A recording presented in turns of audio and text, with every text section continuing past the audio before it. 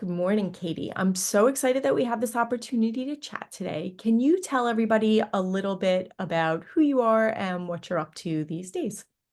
Yep.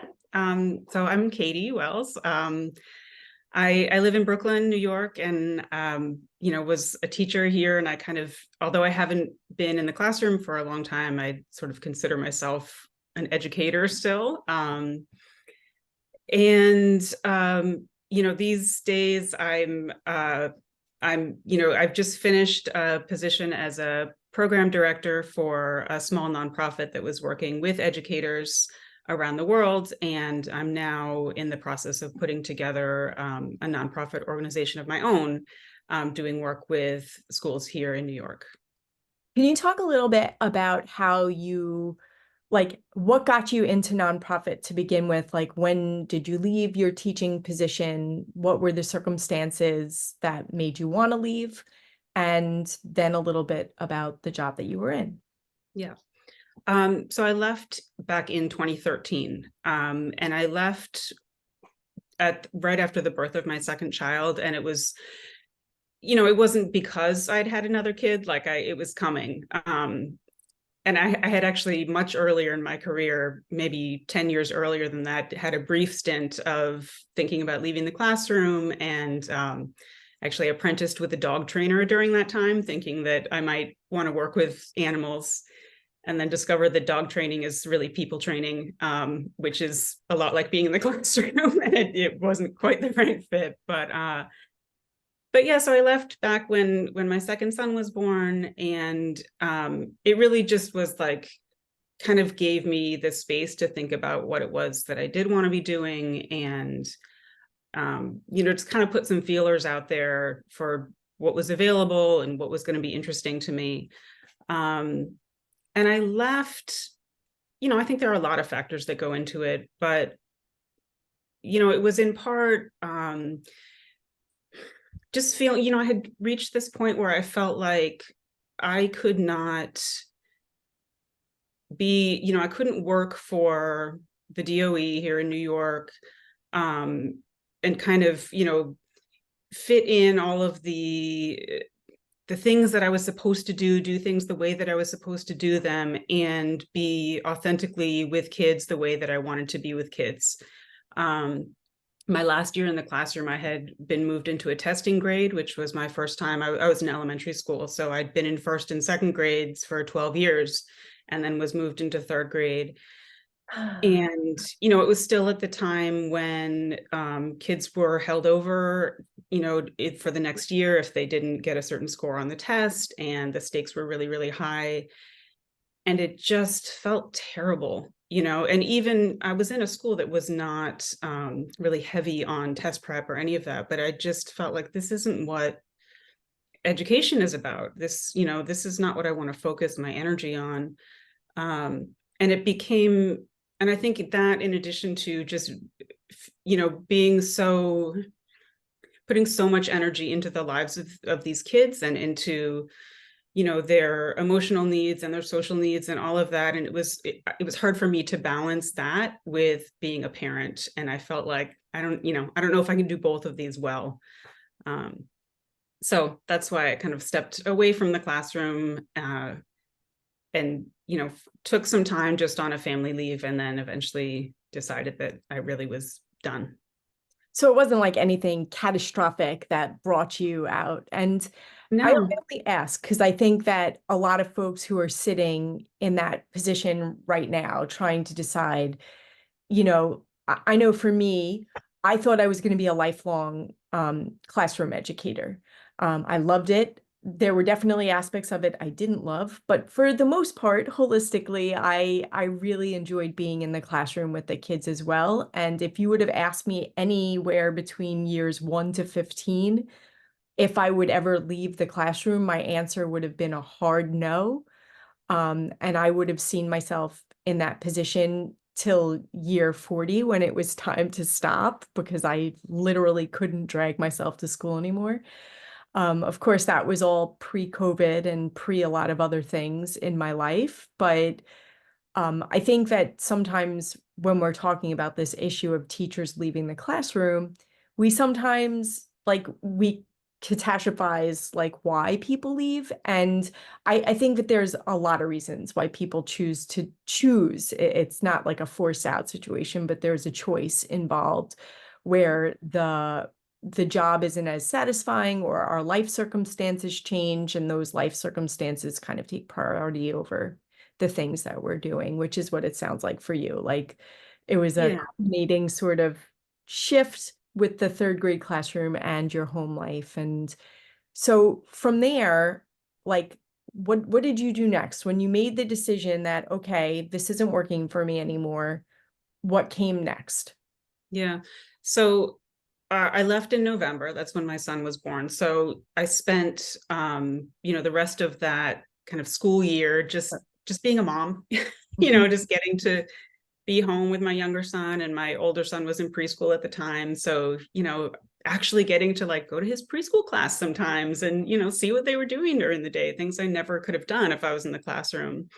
Yep. Uh, and then, when spring rolled around, we kind of were running out of savings and it was time for me to get back to work.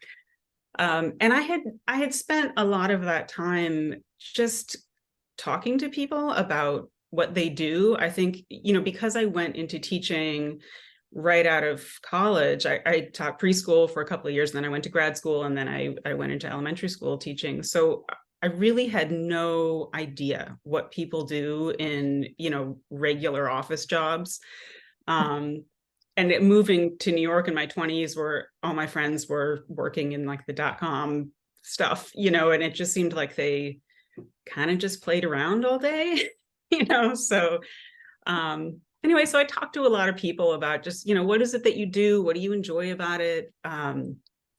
I very briefly played around with the idea of becoming a real estate agent because I'm nosy and I like to look at houses and see what's inside. And I thought that would be fun. And I also just kind of perused the websites. I really knew that, well, let me step back a little bit. Initially, I thought I want to do something that I don't care about.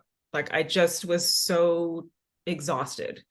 And I felt like I need something that doesn't use any emotional energy. So I started looking to see what was there, but and I think that's kind of where the real estate thing sort of came in. But it was clear that like that's just not who I am. I can't spend my days doing something I don't care about. So I started looking into nonprofits, just because I've always been, interested in social justice work and progressive education, the myriad things that you can do through nonprofits. And I quite randomly found a listing one day for something that just really totally fit. It seemed like, they were very open to different kinds of experience, and it was something that was aligned with my beliefs about education. Um, I did, oh, and it was part-time and remote, which was huge for, having a baby and a toddler and trying to figure all of that out. They were offering significantly less money than I made teaching, even part-time. But, I also learned about negotiating salaries and kind of, selling myself as somebody who was going to bring a lot to their organization. So, it was that all of that was a really good experience for me to figure all of that out. I think that's really important because I think we take for granted as educators that a lot of that work has been done for us. Like this idea that we come in at a salary step based on our level of experience, and that's pretty consistent, and you could find it online, so you know exactly what you're walking in on.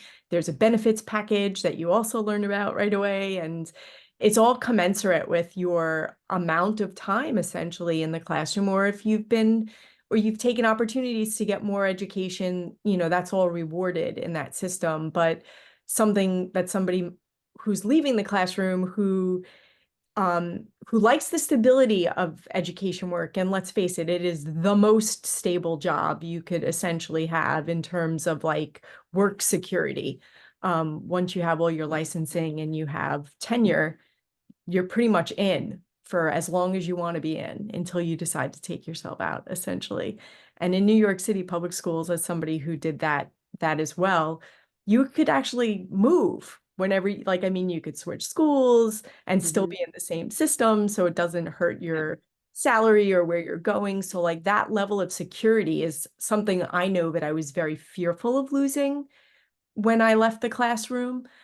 Um, Especially with, part of the reason I also left had a lot to do with my child and his needs at home, and being too far from home at the school that I was in for emergency situations. So like when you first had to encounter that negotiation piece, like what was that like for you when you saw their starting salary and you're like, oh, that's just not going to be useful for what we're trying to do here.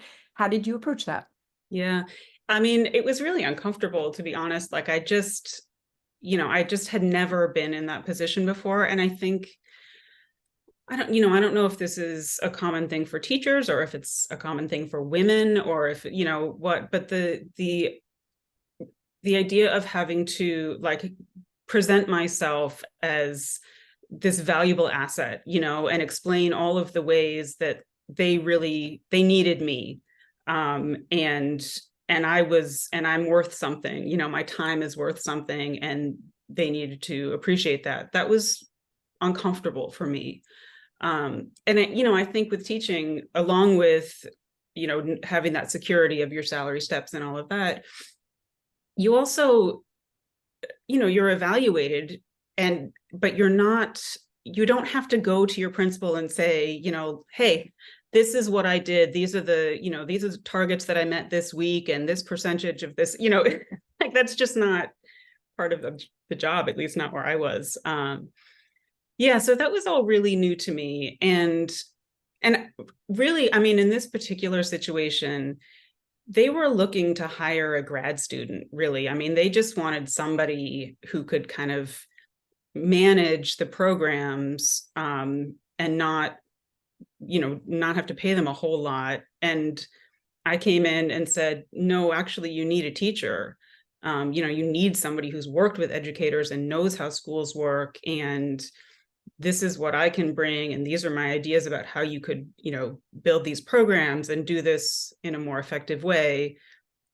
Pay me to do that. How did you And even, it, so like something just to go in before you move to something else. yeah. So like just even knowing what their programs were, what was your process for learning about the company and knowing even those points to negotiate when you started having those conversations? Yeah. So I started by trying to just do a little research. There wasn't a whole lot out there. I mean, they had a website, and I read through all of it. I'm a really obsessive and thorough researcher of everything. So, I read all, whatever, 100 pages on their website. And those really described in detail, all of the programs that they had leading up to that point and the work that they had done. And the organization was created around a book, and a book that was about a theory of learning. So I also read the book, and in doing so thought about the ways that I had used those ideas myself in the classroom. And then as I was reading through their programs, it was really clear that they were only scratching the surface with what they were doing with the book and the teachers that they were working with. And I just could see so much potential, and I do think that comes from teaching and the way that you have some content that you need to teach, but then you really have to think about how to bring it alive and how to engage everybody with it and make something happen, and I think I think there are so many skills that you develop as a teacher that are really, really beneficial in a lot of other industries. And I don't know that people always know it, and I think you have to kind of see, oh, but I know how to do this and I know how to do this. And I developed all these skills, and then be able to point that out to the people who are hiring, and explain to them like, oh, I've got, 10 years of experience whatever, doing this particular thing in this way. And I think it'll really benefit you. I think there's such an irony to the fact that teachers who basically are like one person companies in their classroom fail to recognize the myriad of skills and talents they possess and are just classroom teachers. It kind of like it makes me twitch a little when I hear any educator go, I'm just a teacher. Well, there's nothing just about being a teacher, honestly, especially if you're a good one. And it definitely sounds like you are a good one, whether you're in the classroom or not. I feel like that title of teacher, of educator never changes. And it seems like, thank God this company got you. Oh my God, it sounds like you were able to help them significantly. How long were you with them, and did you help them significantly? Like, what happened after you got there? Yeah, I was there for 10 years. Yeah, I think I helped a lot. I mean, we really, I was in a really unique position there because after just about 2 months of working with them, the other two employees left. So then I was on my own. and and and probably that's another way that being a teacher was helpful, because I was like, well, okay, I'm used to thinking on my feet and making things up, and I'm just going to make it up. But I had a lot of freedom then to, do things the way that I wanted to do them. And, um, you know, like as I kind of described, that they were just kind of scratching the surface with things. They were, mostly working with high schools only, and mostly running book discussion groups and donating copies of this book. And, without going into too much detail, it was the book is really about developing certain mindsets about yourself as a learner, and developing agency as a learner. And it just, just knowing kids, it was like having a bunch of high school kids read this book, which was a very, it was really sort of a narrative biographical story about this one person doing things in this way. I just didn't see that making a very big impact on their lives. Like, and that was definitely the feedback I started to get from the teachers that I was talking to who had done this, was sort of like, well, we read it and everybody enjoyed it and we had some good conversations. Okay. And but the idea was like, this should transform your relationship with learning. So coming from an elementary background, I really wanted to think about, well, how do we do this with kids who can't read this book? Why do they have to read this at all? If the idea is that we're just changing our approach to how we interact with learning, then that should be something experiential. So I really changed the structure of how we were working with people. And, I had some boundaries, with what I could do. I really wanted to write curriculum, and that wasn't an option, but I was able to create guides for teachers so that there were frameworks for people to work with lots of examples and, information that they could give to parents to explain what they were doing and to help parents, reinforce this kind of stuff at home. And, because it was just me, there wasn't, I couldn't do a lot of like in-person kind of professional development sort of stuff, which I think would have been pretty cool. But I was able to really change how we were working, and also just develop deeper relationships with the educators that I was working with. And, I found, and I think this is common for a lot of educators, that people, so many people felt so isolated in the work that they were doing, even with us. It was mostly individual teachers that I was working with, not whole schools.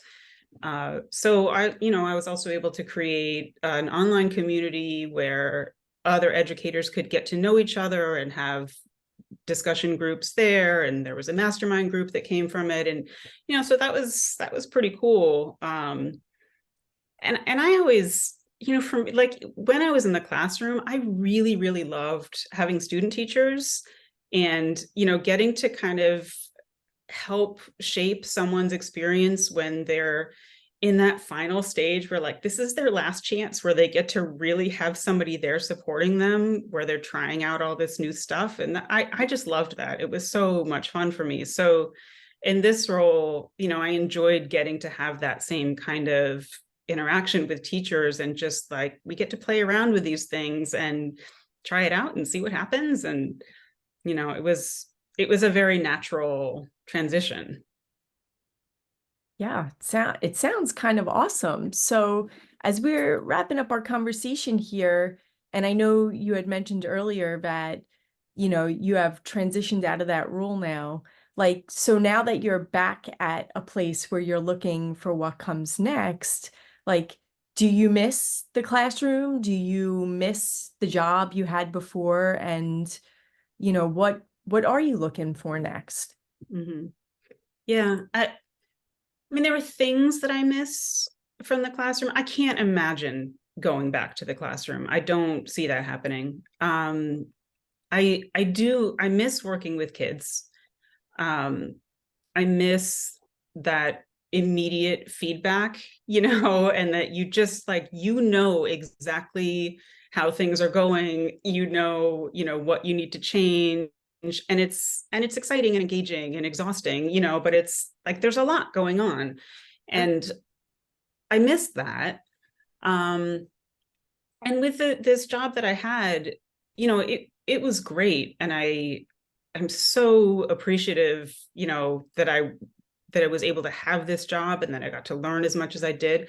But I was also really, really ready to move on. I was thinking about this before we were talking today, and that I think it's this very typical thing where as a teacher, you kind of, it's like you're in this role for a lifetime. It's like you just think of like you're forever a teacher. Mhm. And I think I have that relationship with work in general, so that when I left teaching, I was okay, I'm forever a program director at the at this nonprofit. And it took a lot for me to get to a point where I was like, I don't feel as engaged as I used to. And I don't, I feel I'm starting to discover other routes that I want to go and other things that are important to me. And I should move on, and I think a lot of people in other professions, like they move around more. They change it up and they get a lot of different experiences. And it's taken a lot for me to kind of let myself think that way. But yeah, so I've been sort of looking back at what I was doing before and thinking about what are the things that I enjoyed about it, what are the things that I did well, what had I wished was different, so that I can think about looking with organizations that are doing things that are a little more aligned with where I want to be right now, which is, generally I'm looking for places that are doing more direct social justice kind of work with kids, and with teachers. Or the other thing that I'm also working on is putting together my own nonprofit organization, which has been this, very long and slow process because I'm sort of building this idea in my head. But I'm starting to get into the kind of final phases of, getting all the ideation together and starting to bring some people in who are interested in doing it with me.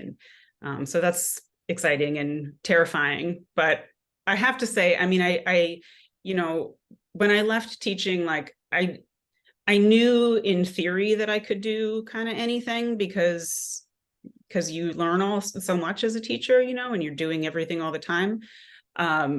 These 10 years of, having this kind of great but totally strange job, where I was making things up all the time and really creating something out of not much. I definitely feel confident I can do anything. I really can figure it out. And there are, maybe it's like the best thing that I've learned in this phase is that there are so many people out there who want to support you in this journey. Like there are so many people who are involved in some way in the world of education, but not necessarily in the classroom, who are really excited to connect with other people who, are interested in making change, and they want to connect you with more people. And it's really fantastic. I mean, I've had, that was how we connected. And that's how I've met like so many other people in this process. And that's great. Like, I feel like, oh, I'm part of this community that I didn't even know about when I was actually teaching, you know? Which is the irony, right? Yeah. So, final thoughts. What advice do you have to folks who might be watching this video right now? I mean, I think, oh, there's so many different things. I mean, I think one thing is like, it was really important for me that I left teaching in a good space, that I wasn't leaving it because it had been a horrible year and I just felt like I couldn't do it anymore. And, that I was leaving knowing I've done a good job, I've done right by these kids, but I'm ready to do something else. I don't know that I could have found the right kind of job for myself if I was in that sort of desperate state of mind.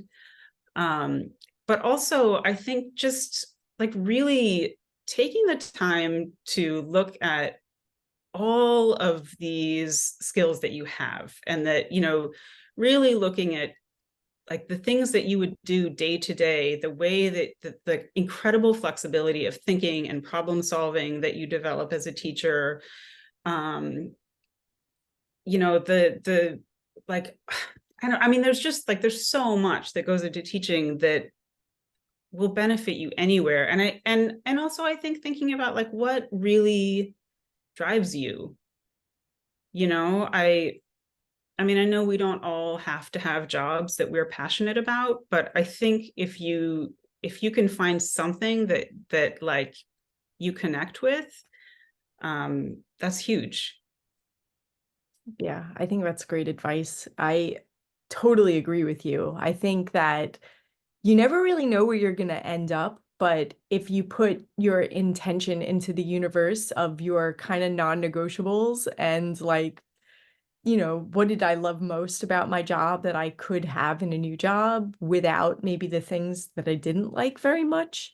Mhm. Because I mean, maybe it's not so romantic to talk about the parts of teaching that aren't awesome.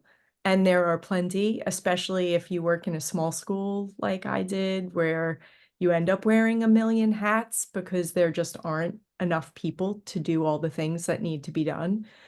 And I think that that's an experience of a lot of teachers, even in bigger schools where you have this small cache of folks who end up being the yes people for everything. And I imagine a lot of the folks I've talked to are that person, although that conversation hasn't come up in all of the conversations that I've had. Sounds like you were definitely one of those people too, where if an opportunity came up in your school and you felt that it served kids, you probably got involved because it was what was best for kids. So it was like a no-brainer at that time to Yeah. do it. Um, and looking back on a lot of things in retrospect, I think in the beginning years of my career, I was grateful that I didn't have children right when I started, because the amount of energy I put into the first few years of my teaching career would not have been sustainable with family. That just it would have probably ended my relationships and all the things in my life because I was literally at school for most of the hours of the day. Yeah. Um, it took a long time to sort of prioritize all the things that are in my life. And I think now too, even in this project that I'm doing right now, getting to talk to so many awesome educators who are doing other things, like your priorities change significantly at different parts of your life. And I think that that's a really normal thing that we don't talk about as educators very much. Maybe we don't talk about it enough as human beings, that like we move in and out of phases of our lives, and something that was a really awesome fit 10 years ago for no other reason than you're in a different life space is Right. no longer a good fit. And there doesn't need to be a straw that breaks the camel's back that gets you moving into the next thing, although that definitely does happen for people. I think it's a lot harder sometimes to rectify when there isn't a specific event that makes it an easy exit from the classroom. Like, Mhm. I think motherhood is something a lot of folks I've spoke to is definitely a thing. And I know I have family members who are educators who left and came back, and when they came back after their extended maternity leaves, um, it wasn't the same for them. Yeah. So, I do believe that as much as there are some universals that I'm learning from these conversations, obviously everybody's situation is a little different. And, hopefully as you're watching these videos, you're not shaming yourself for wherever you are in the process, and you're just kind of taking it in and hopefully making the best decision for yourself. So thank you so much, Katie. This is awesome. And I hope that we can talk some more as you're getting more in the weeds with your new nonprofit. And if I could help in any way, you know where to find me. Thank you. Well, Thank you.